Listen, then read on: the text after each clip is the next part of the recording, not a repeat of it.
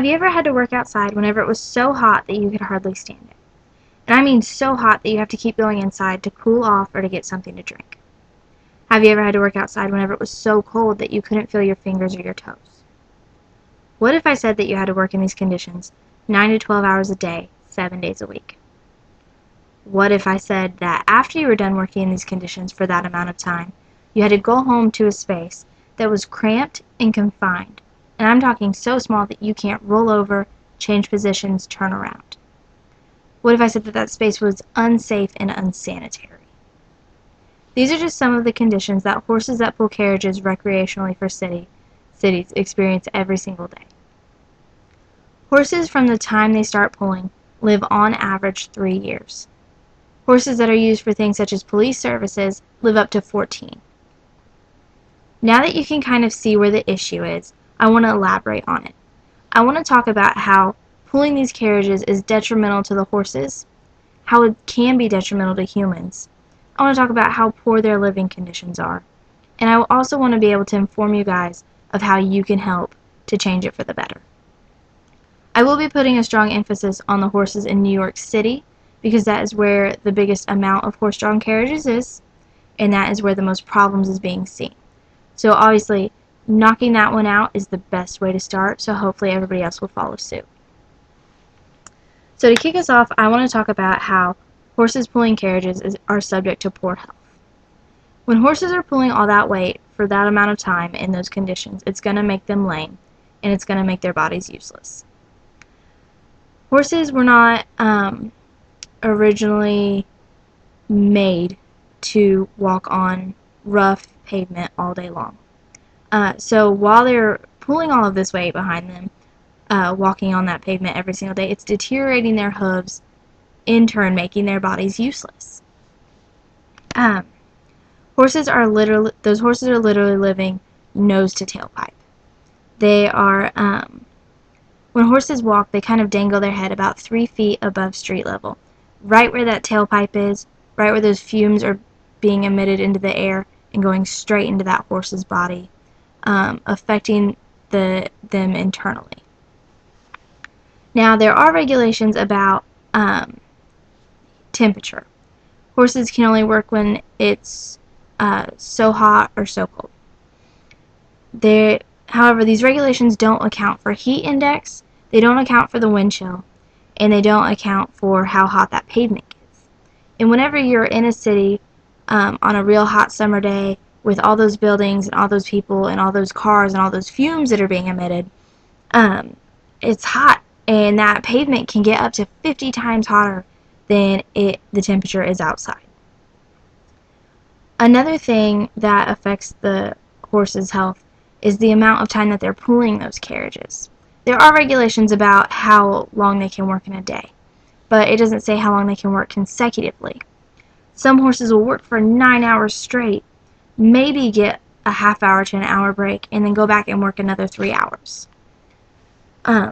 So it's just so hard on their bodies, and it's killing them. It is slowly but surely killing them. Now that I've explained how the pulling carriages is poor to their health, I want to talk about how horse-drawn carriages, especially the ones in New York City, are known to cause accidents that hurt the horses and they hurt the humans. Horses are just instinctively uncomfortable around vehicles. They don't understand what a vehicle is that's not an animal to them. So their reactions are always going to be different.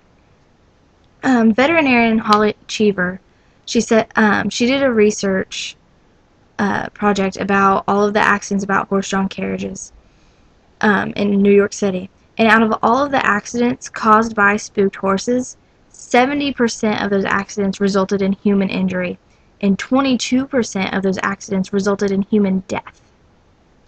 98% of those horses that were spooked were also injured.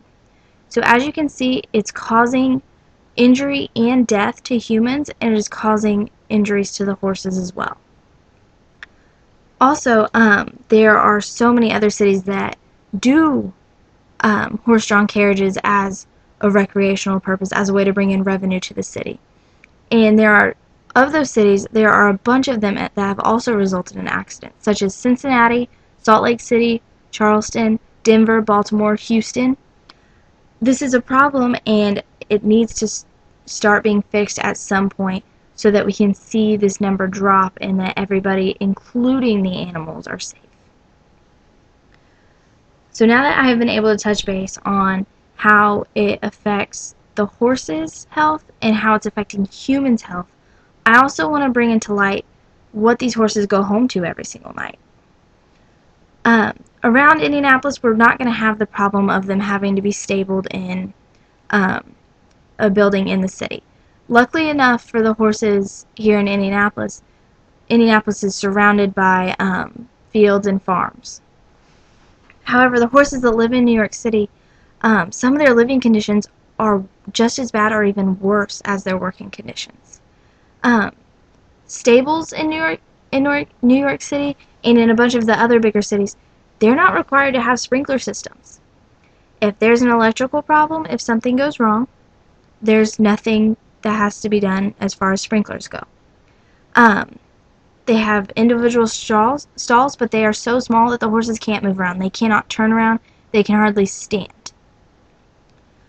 All the stables in New York City are on upper floors. So horses have to walk up ramps, and it's hard on their hooves and it's hard on their bodies, and it's another thing that's making them lame. So with all of these things combined, you can see that there is a huge issue at hand with the health of these horses, and that we need to be finding an alternative. There has to be another way to bring in revenue to these cities that is not going to be so detrimental to these animals. I'm not asking that everybody donate money or anything like that.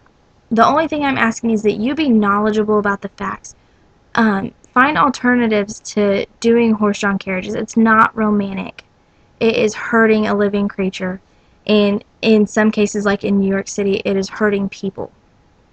I just ask that you take the time, go to stophorseabuse.com and sign the petition. It's just a petition that is going to do away with horse-drawn carriages in New York City, and it's going to find alternatives to keep that revenue up. We don't have to keep hurting these animals for our entertainment. I just really hope that you consider what I've said and take the time to save these horses. Thank you.